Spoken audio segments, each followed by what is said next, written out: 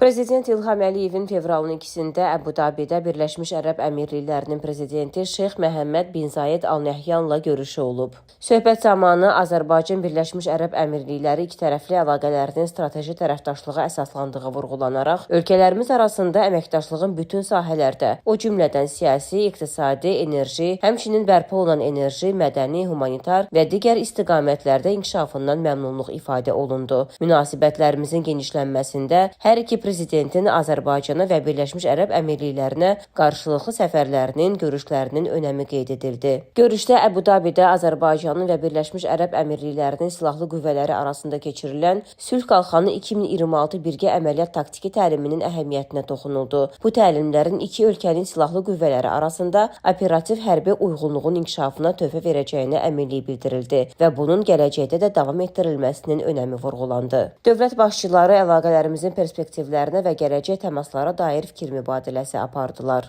Sonra Azərbaycan və Birləşmiş Ərəb Əmirlikləri prezidentlərinin iştirakı ilə Cənub Qaz Dəhlizi QSC-də İqtisadiyyat Nazirliyinə məxsus qeyri-nəzarət payının müəyyən hissəsinin Əbu-Dabi Milli Neft Şirkətinin investisiya qolu olan XRG şirkətinə satışı ilə bağlı alqı-satqı müqaviləsinə dair sənəd imzalandı. Qeyd edək ki, səfər çərçivəsində Azərbaycan Respublikasının Müdafiə Nazirliyi ilə Birləşmiş Ərəb Əmirliklərinin Müdafiə Nazirliyi arasında müdafiə əməkdaşlığı razılaşması barədə niyyət məktubu da imzalanıb.